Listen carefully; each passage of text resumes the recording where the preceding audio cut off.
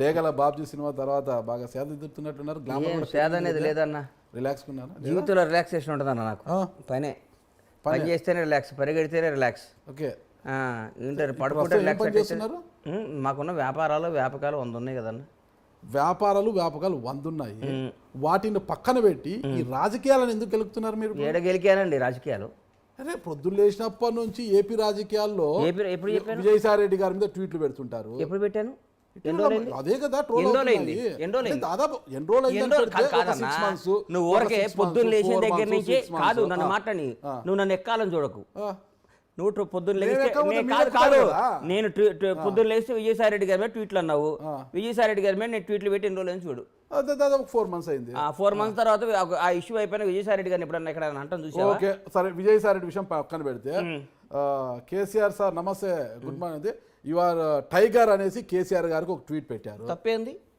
ఇప్పుడు మీరు కాంగ్రెస్ పార్టీలో ఉన్నారా, టీఆర్ఎస్ లో ఉన్నారా? అరే ఊరుకో స్వామి, ఒక మంచివాడు మంచి పని చేస్తే మంచి అని పొగిడితే పార్టీలకి దానికి సంబంధం ఏంది?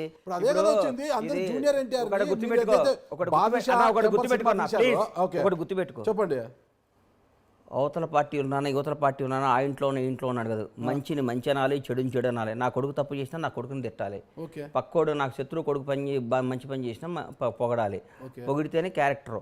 ఊరికే వాడు మంచి చేసినా కానీ అని తిడితే అది రాజకీయ వెట్ అవుతుందండి. ఓకే, మరి స్టికానే ఉండాలి కదా, నిలబడాలి కదా.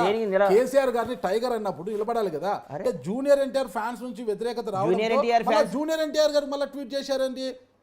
జూనియర్ ఎన్టీఆర్ టైగర్ అంటూ మళ్ళీ ట్వీట్ చేశారు కదా. గుర్తుపెట్టుకో అన్న, ఒకటి నువ్వు గుర్తుపెట్టుకో.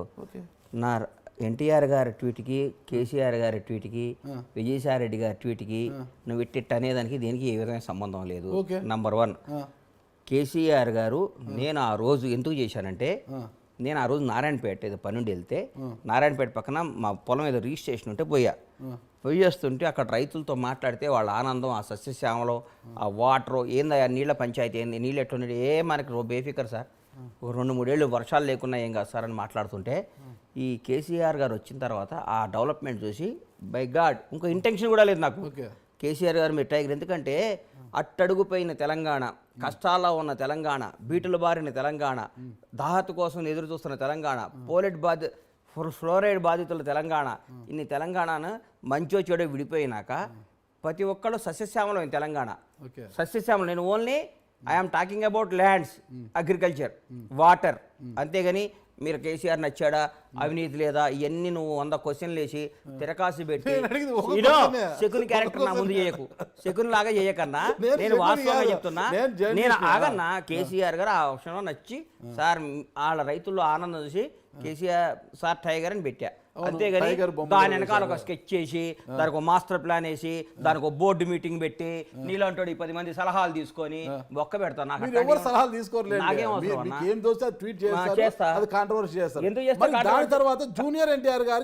అంటే పాపం వాళ్ళ ఫ్యాన్స్ హీరో గారు అన్నారని ఫీల్ అయ్యారు. ఎన్టీఆర్ అనేవాడు నా హీరో.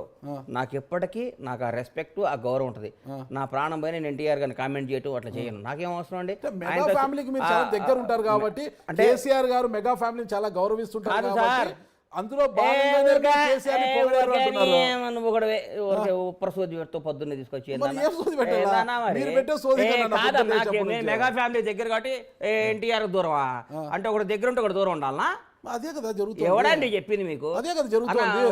అరిగిపోయిన గ్రామ్ ఫోన్ రికార్డు లాగా నేను ఎప్పుడు ఫ్రెష్ గానే ఫ్యామిలీకి దగ్గర ఈ ఫ్యామిలీ దూరం డిసైడ్ చేయడానికి నేను ఎవరు కాదు, నేను ఒక జర్నలిస్ట్ గా ఎట్టడుతాను. ఏ ఫ్యామిలీ దగ్గర ఏ ఫ్యామిలీ అంటే నాకు ఎన్టీఆర్ తో నాకు శత్రుత్వం ఉందా? నేను ఒక సినిమా తీయలా, ప్రభాస్ అంటే నాకు ఇష్టం, నేను ఒక సినిమా తీయలా, మహేష్ బాబు అంటే నాకు గౌరవం, నాకు ఒక మెగా ఫ్యామిలీ అంటే అభిమానం, అట్లాగే ఎన్టీఆర్ అంటే కూడా అభిమానం. నాకు ఒక ఫ్యామిలీతో దగ్గర ఉంటే ఒక ఫ్యామిలీకి దూరం కాదు కదా. నువ్వే కాదు, పోసాని ఫ్యామిలీకి ఎందుకు దూరం కావాలనుకున్నారు? పోసాని చావు మామూలుగా ఉండదు, అది ఇది మాట్లాడారు కదా. పోసానికి నాకు చావు మామూలు దూరమేం కావాలని నువ్వు మాట్లాడుతుంది నా హీరో గురించి. ఎన్టీఆర్ అనే వాడి గురించి దగ్గర నుంచి నేను లబ్ధి పొందా. ఎన్టీఆర్ గారితో నేను 2 సినిమాలు తీసా. ఎన్టీఆర్ గారితో నాకు ఒక రిలేషన్ ఉంది. ఎన్టీఆర్ గారితో నాకు బంధం ఉంది. ఎన్టీఆర్ గారితో 2 బ్లాక్ బాస్టర్ సినిమాలు తీసా. ఒక సినిమా సూపర్ హిట్, ఒక సినిమా బ్లాక్ బాస్టర్ హిట్. అది సినిమాలో పెట్టుకోవాలి. వ్యక్తిగత ఎందుకు వస్తారు? సినిమాలో వ్యక్తిగతంగా వచ్చానా? అవును, పోసాని చావు మామూలుగా ఉండదంటే చెప్పడానికి మీరెవరు? నువ్వు ఫస్ట్ ఇది కట్ చేశారంటే నేను నూరుకొని చెప్తున్నా. కట్ చేయండి. ఫస్ట్ నీ మానసిక పరిస్థితి బాలా. ఓకే. ఎందుకంటే కేసీఆర్ అంటావు, విజయసాయి రెడ్డి అంటావు, ఎన్టీఆర్ అంటావు, మెగా ఫ్యామిలీ అంటావు, దీనికి ఏ సంబంధం లేకుండా పోసారంటావు. ఒక క్లారిటీతో క్వశ్చన్ రాసుకొని రేపు రా ఇంటర్వ్యూకి.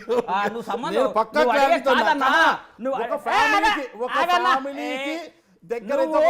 దూరం అన్నారు కదా, దానికి వివరాలు చెప్తున్నా నేను. నువ్వు వేరే వాళ్ళు ఇరికించుకో. నీ వల్ల నువ్వు పెట్టే బోర్లో ఎలికలు చాలా ఉంటాయి, పడేయి. బండ్లా గణేష్ పడ్డావు. నువ్వు 1 by 1 క్వశ్చన్ కరెక్ట్ గా అడుగు. నువ్వు 1,00,000 క్వశ్చన్లు అడుగు, నేను 1,00,000 సమాధానం ఇస్తా. సంబంధం లేని మాటలు మాట్లాడుకో. నువ్వు ఎత్తుకున్నదే తప్పు. ఆంధ్ర అన్నావు, విజయసాయి రెడ్డి గారు అన్నావు, ఆన్సర్ ఇచ్చా. కేసీఆర్ గారు అన్నావు, ఆన్సర్ ఇచ్చా. ఎన్టీఆర్ గారు అన్నావు, ఆన్సర్ ఇచ్చా. చిరంజీవి గారు అన్నావు, మెగా ఫ్యామిలీ అంటావు, ఆన్సర్ ఇస్తా. మళ్ళీ ఇంకో పోసాని అడుగు, ఆన్సర్ ఇస్తా. అంతేగాని దీన్ని కింద పైన పెట్టి నన్ను ఇబ్బంది పెట్టాలి. లింకులు పెట్టడం నువ్వు ముందు నిద్రపోకుండా రాసుకొని వస్తావు. ఈ నెట్ట లింక్ పెట్టాలని. నేను లింకు కానీ గింకు కానీ పెట్టను. నువ్వు 9 దాకా నీ ప్రోగ్రామ్ ఎట్టెక్ కొట్టాలని చూసా. మళ్ళీ నన్ను తిడతావు. నన్ను మనకున్న రిలేషన్ తో మళ్ళీ నేను వచ్చి నేను ఒప్పుకున్నా. నేను ఎందుకు అన్నానంటే, ఒక ఫ్యామిలీకి దగ్గర ఉంటే ఒక ఫ్యామిలీకి దూరం అయినట్టు అన్నారు కదా, దానికి సీక్వెన్స్ ఇది అన్నాను. ఎన్టీఆర్ ఫ్యామిలీ ఏంది, మెగా ఫ్యామిలీ ఏంది, నువ్వు మాట్లాడే మాటలు ఏ ఇష్యూలో అన్నాను అడగవే.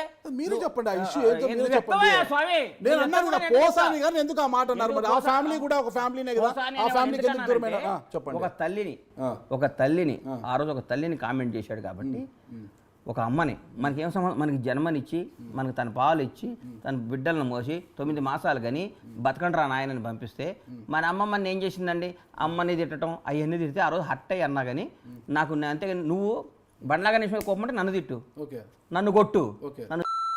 కానీ మా అమ్మ నాయన ఏం చేశారు సార్? ఎప్పుడైనా బియాండ్ ద లిమిట్ మనం కొట్టుకోవాలి. కానీ మన అమ్మల్ని మన జన్మనిచ్చినందుకు మన అమ్మ నాయనను మన కడుపును పుట్టిన మన పిల్లలకి ఏం బాధ్యత? తప్పే అది ఎవరు అంతేగాని నాకు పోసాని ఆ విషయం మీద విభేజించా. పోసాని భార్య నాకు క్లోజు, పోసాని పిల్లలు నాకు క్లోజు.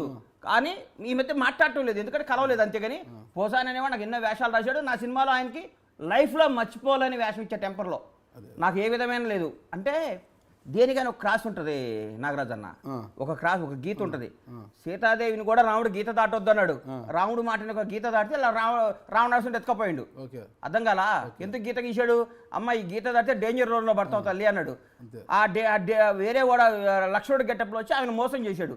సీతాదేవినే మోసం చేయగలిగేవారు. నీకు అంత నువ్వు కూడా నువ్వు రావణాసులు అంటాడువి. నువ్వు ఒక గీత ఉండదు, గీత గీసుకొని ఉంటాం మేము. నువ్వు రాగాల ఆ గీతను దాటియాలని ట్రై చేస్తావు.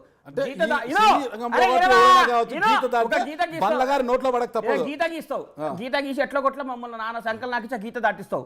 ఆ దాటినాక నువ్వు మమ్మల్ని ఫుట్బాల్ ఆడుకొని గీములు చేసి రాజశేఖర రెడ్డి గారు ఓడిపోయారా అంటావు. ఏదో ఒక తప్పు గవక్కడ అంటావు. దాన్ని 100 ఏళ్ళు ఇవన్నీ కాదయ్యా నువ్వు. అందుకనే గీత దేనికైనా ఒక గీత ఉంటుంది. ఈ గీత యువతలో నన్ను 100 క్వశ్చన్లు అడుగు. నన్ను కనిపిజి చేసి గజిబిజి చేసి తప్పు చేసి రాంగ్ చేసి నువ్వు నన్ను గీత దాటియకు. దాటిస్తే గజిబిజి చేస్తే ఎవరు గజిబిజి చేస్తే మీరు గజిబిజి అవుతారా? అమ్మో నీ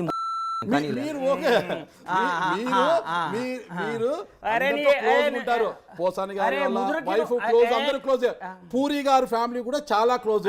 అంటే క్లోజ్ ఉంది కాబట్టి కొద్దిగా ఇలా అంటుంది, కొద్దిగా లూజ్ టాక్ కూడా చేస్తుంటారు అప్పుడు క్లోజ్ గా. ఇప్పుడు పూరి అవునండి, పూరి జగన్నాథ్ పూరి ఆకాశ్ అవునా? పూరి గారు ఎందుకు స్పందించారు? 4 జాగ్రత్త పెట్టుకో, 4 ఉన్నంత వరకు మాట జరుగు. ఆయన కూడా స్మార్ట్ గా వార్నింగ్ ఇచ్చారు. మీకు అస్సలు లేదు. పూరి చూడటమంటారా? అసలు తీసుకోండి, అసలు తీసుకోమంటారు. పూరి నిన్న కూడా పూరి ఏం మాట్లాడుతావు? 4 జాగ్రత్తగా పెట్టుకో. అరే నీకు ఇచ్చిండేమో ఇప్పుడు పెట్టు. లేకపోతే ఆ ఇంటర్వ్యూ బందేగా. పూరి అనే బండ్లా గణేష్ వార్నింగ్ ఇవ్వకపోయిందంటే నీకు బందేగా నేను చెప్తున్నా. మీ పేరు ఎత్తకుండానే స్మూత్ గా వార్నింగ్ ఇచ్చాడు. మీ పేరు ఎత్తకుండా స్మూత్ గా వార్నింగ్ ఇచ్చాడు. నువ్వు కుక్స్ స్మూత్ గా వార్నింగ్ ఇచ్చాడు. నా ఫ్రెండ్ ఎంతో మంది ఎంత ఫ్రెండ్ అయితే అలా మాట్లాడతారు. ఎంతో మంది హీరోలు అని చేసి దానికి లేకుండా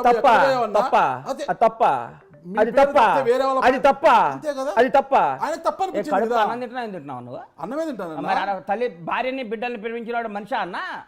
ఏందన్నా మళ్ళాగా మాట్లాడుతున్నావు. ఏ ఊరకా? ప్రేమించకపోవడం ఆయన ఇష్టము. ఆయన ఇష్టమా? ప్రేమించడం పూరి ప్రేమించకపోవడం ఆయన అనేవాడికి ఇష్టము. మంచి చెడు చెప్పే రైట్ నాకుంది. నా ఫ్రెండ్ పెట్టు, ఫోన్ పెట్టు. ఫ్రెండ్ కావచ్చు, ఎవరైనా కావచ్చు. నన్ను పెట్టన్నా. మీరు కరెక్ట్ మాట్లాడితే పూరి గారు ఎందుకు అంత స్మూత్ గా ఏ- మొత్తం ఆల్ అరే, మీడియాస్ లో కూడా వచ్చింది పూరి కదా. జగన్నాథ్ అనేవాడికి నన్ను కొట్టే అధికారం కూడా ఉంది. ఎందుకంటే మీకు కూడా ఉందా? మాకు 30 ఏళ్ల బంధం. మీకు ఉందా? హైదరాబాద్ వచ్చారు. నేను అన్నా నువ్వు ఇటు తప్పు చేస్తున్నా చెప్పే రైట్ నాకుంది.